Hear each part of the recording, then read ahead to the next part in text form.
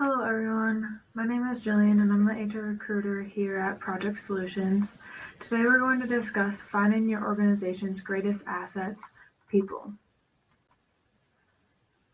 So some topics that we're going to go over today are when and how to hire additional employees, job descriptions, recruitment tools, the interviewing process, and then the offering and hiring process.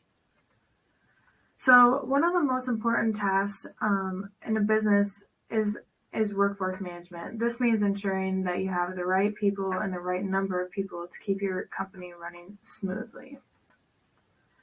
So there are some clues that will help you identify when it's time to hire a new employee. They may include when employees are overworked or have too much overtime, letting you know that they have too much to do, that they would like to take more time to spend on other tasks or spend additional time on current ones if only they had the time. Your task then is to determine if they are legitimate by looking at the attendance or productivity. Another cue is when you are losing time on non-essential tasks. Additionally, you may need to open up a new job when new skills are needed. Although you could train your current staff, it may be more efficient to hire someone who is already experienced with these skills. Then you need to ask yourself, what is the position that I need to open? And what duties and responsibilities will be grouped together? This will help you when creating or refining a job description for the position. Finally, once you've answered these questions, it's time to create a job description and it's time to start your talent search to find qualified individuals. So in 2001, the top 5 recruiting priorities were improving quality of hire, increasing retention rate, improving time to hire, growing talent pipeline, and diversity hiring. These are important to know as an HR person or as a recruiter because it all comes down to your talent pool and your recruiting for your needs. Additionally, quality, retention, and time to hire are great key performance indicators to ensure you are recruiting talent effectively and efficiently. As stated before, when you open a position, you need to create a job description.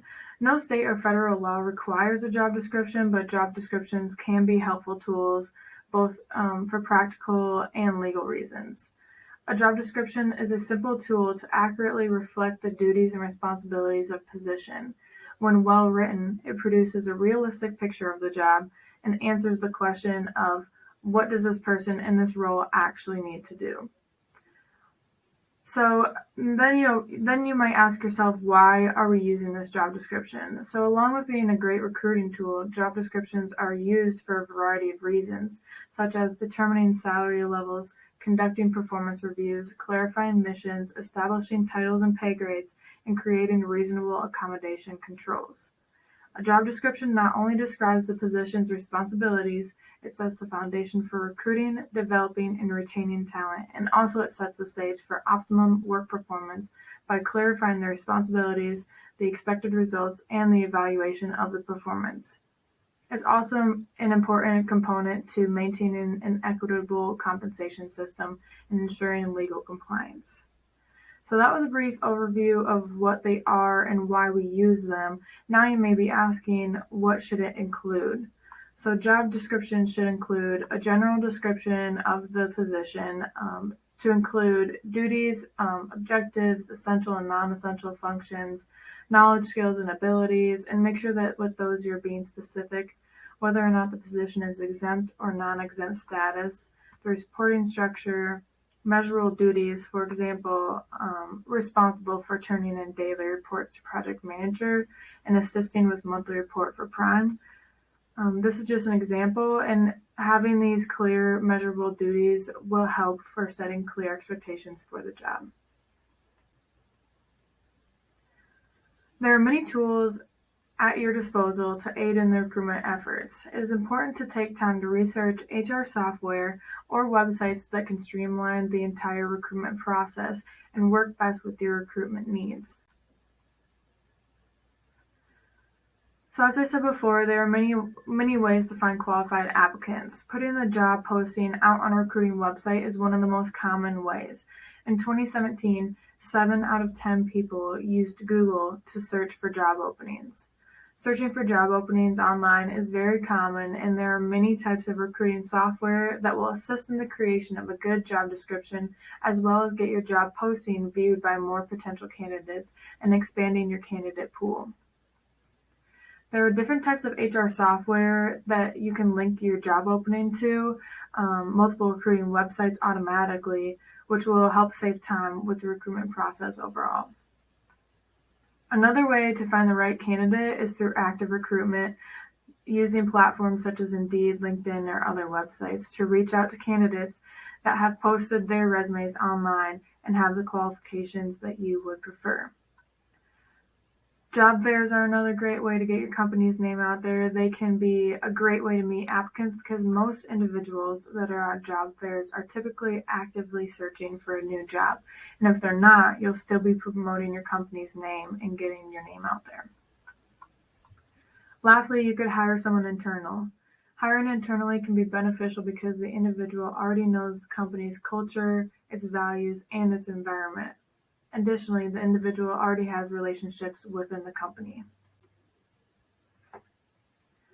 So these are just a few examples of some cost-effective job posting websites. So LinkedIn, ZipRecruiter, Monster, Glassdoor, Indeed, Facebook, Search, Google, and even Craigslist can be tools that you can use to help find candidates. Businesses can expand the talent pool 10 times by recruiting through employee networks. And when trying to pick websites to help you with recruiting tools, be sure to research which one is the best one that will best suit your hiring and recruiting needs. Many of these websites have the same core function, but they vary slightly in the product that they provide, like job postings, candidate sourcing, pricing, and screening questions. So once you've filtered through the applicants and found which ones may be a good fit for the position, you'll move into the interviewing process. So these are the most common types of interviews: the phone or video pre-screen interview, direct one-on-one interviews, and panel-style interviews. So pre-screen interviews are a great way to assess whether an applicant's qualifications, experience, skills, and salary align with the position and the organization. This interview does not typically last very long, but it can be very informative. Next, the one-on-one interviews can be approached in several ways. The 3 most common approaches are behavioral, competency-based, and situational. Behavioral interviews are when the interviewee is asked to provide examples from their past employment and specific situations and go through how they behaved in those circumstances. Competency-based interviews are designed to test one or more skills or competencies that the applicant may have. The interviewer has a list of set questions. Each of those questions is focusing on a specific skill, and your answers will be compared against a predetermined criteria and marked accordingly. On some recruiting websites, they have assessments that you can use and send to your applicants as well. Situational-based interviews are when the candidate is asked to answer specific questions about how they would handle a certain circumstance at their job. The candidate is asked to assess a situation and provide solutions on how they would handle it. Panel interviews are 2 or more people conducting the interview and asking the candidate questions individually. Usually a question and answer style of interview, but can also include participation in an activity, an assessment, or a test. The number of interview questions you should prepare depends on the stage that your candidates are at in the interview process. So the initial phone screens, for example, they are often 20 to 30 minutes long, which means it's a good idea to prepare 5 to 10 questions and allow for time for questions to be asked. For longer in-person video interviews, panel-style interviews, make sure to come up with at least 10 open-ended questions and expect to ask 6 or 7 within an hour. If your candidate is not the right fit, make sure that with the position or the organization, that's important to know as well. Make sure to inform them that they weren't selected for the role. We don't want to leave them hanging, and this also allows for future opportunities that they may fit better with. So when preparing and conducting the interview, it can be done in a variety of ways. It's important to keep some basics in mind to maintain consistency. So first, start off by introducing yourself. I found it very useful and appreciated to take the first 5 to 10 minutes at the start of the interview to build rapport with the candidate. This helps to loosen them up and get their nerves out and make them feel more comfortable. Ask how their day is going, if they've had any trouble finding the interview location, if they'd like a glass of water before starting, of course, if they're in person, I suppose. And then when a candidate is more comfortable, they are likely to have more detailed responses during the interview. So then make sure to give an agenda or what to expect during the interview and a brief review of the job they applied for. Start with generalized questions and ensure that you have asked questions that facilitate discussion. So basically avoid questions that require a yes or no answer and use open-ended questions that start with what, why, how, describe, things of that nature.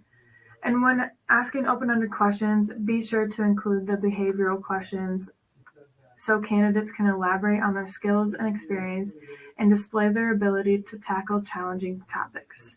These types of questions will also help you assess the candidate's critical thinking and communication skills. Ask some consistent questions. Make sure to review the applicant's resume beforehand and also try to ensure that you have it with you during the interview so you can reference it. Make sure that you are taking notes that you can later add to the employee's file, and then give the candidate a chance to ask questions themselves because the purpose of the interview is twofold. First, to obtain as much information as possible in order to assess whether the applicant will be a good fit for the position and the company. And then second, it's to take the opportunity to sell the company to the candidate, being persuasive yet realistic. And then before the interview is over, make sure to provide a timeline of the rest of the recruitment process and when they should expect to hear back from you. Now that we've gone through the interview process, let's talk through some legal guidelines. So some laws that protect workers are the Americans with Disabilities Act and the Civil Rights Act of 1964. Individuals involved in the interviewing process should be familiar with the federal and state laws that preclude certain questions. So as I said before, laws that protect workers include the Americans with Disabilities Act and the Civil Rights Act of 1964. Federal and state laws require that companies make employment decisions without regard to protected categories such as race, age, sex, religion, sexual orientation, national origin, disability, marital status, genetic information, and other categories. Basing your hiring decisions on these protected categories would be in violation of Title VII of the Civil Rights Act of 1964. So staying in compliance with these laws will keep your company out of court, and it will strengthen the company by creating a healthier atmosphere free of the damaging aspects of discrimination or harassment. So a few examples are warranted. You cannot ask how old somebody is in an interview. Instead, you may ask whether the person is over the age of 18. Even when asking when somebody graduated from high school elicits someone's age. An applicant's genetic information and questions about family medical history are also areas not allowed to ask about. Similarly, you cannot ask whether someone is disabled. Instead, you may ask the person whether or not they can perform the essential functions of the job to which the person is applying. So questions about family status, so for example, whether someone has a child or children or has made childcare arrangements during work hours, or the applicant's marital status, those are not permitted and are not job related, so they should not be asked. In the hiring process, the goal is to gain as much information from the applicant while respecting the federal and state laws. The guiding principle behind any question to an applicant is whether the interviewer can demonstrate a job-related necessity for asking the question, so make sure the interviewer is familiar with the position and the requirements. And a good rule of thumb to follow to avoid crossing the legal line is just, if it's not job-related, don't ask the question. So once you've recruited and interviewed the candidates and selected one that will best fit the position and the culture of the organization, it's now time to make a job offer and continue with the hiring process. So before you offer the job, during the verifying and offering process, you need to ask yourself, will you conduct a background check, drug testing, or other assessments before making your final selection? If you do choose to perform any of these evaluations, be sure that you are checking with federal and state laws and regulations. In many states, employers have the legal right to test job applicants for drugs and alcohol, provided that the applicants know that the testing is part of the interview process for all employees and not just for some. In most cases, the testing cannot be conducted until the applicant has been offered a position, so just keep that in mind as well. If running a background check, you must remain in compliance with the Fair Credit Reporting Act, or FCRA, by making sure to send an email to each candidate outlining the areas you'll be checking for. Also, you'll need to provide an attached document for them to sign that confirms their consent to proceed with the background check. If you're conducting a reference check, make sure that you have policies and procedures in place to manage the process. Many states regulate whether an employer what they may say about a former employee. These are described by employment reference laws, and always just be sure to check what you can and can't ask. An example of some legal questions that you can ask would be, how do you know John Doe? Would you hire John Doe? And would you recommend any training for John Doe? Again, these are just some examples based off our state. Just always be sure to check what you're legally able to ask in your own state. When conducting a reference check or acting as a reference, it's best practice to document the name and the title of the person that you spoke with, and then also the date of the conversation and what job-related information was given or received. So once you have done the verifying process and the background checks or whatever you decided to do, it's time to extend an offer. So when extending an offer, it's important to cover important job details like job title, compensation, benefits, and expected start date. Make the job offer over the phone first. This gives candidates the chance to bow out if they already accepted another offer. It allows for a quicker negotiation process, if any, or it gives them the chance to verbally accept your offer. There are many offer letter templates online to use. This is one that we found online. So some key things to note from this offer letter example are the job title, the candidate's name, the compensation, the benefits, and expected start date. Additionally, this offer letter has information regarding where to report the first day and who they're reporting to in this little section over here. It's important to remember to have all the information regarding the position on hand when extending the offer. By doing so, it ensures that you're prepared for a negotiation process with salary or start date if they are going to negotiate, and you aren't caught off guard when they decide to decline the offer, if they do. If they do decide to decline the offer, simply thank them for their time and for the interest in your company, and let them know that you'll be open to discussion if they change their mind. When offering the job over the phone first, you can sometimes catch people's voicemail. In this case, just leave a message letting them know that you would like them to call you back when they have a chance, so that you can first extend the offer with them and not to their voicemail. So that is recruiting and hiring in a nutshell. If you have any questions, feel free to email me at this email on this slide. But other than that, thank you for watching the slideshow.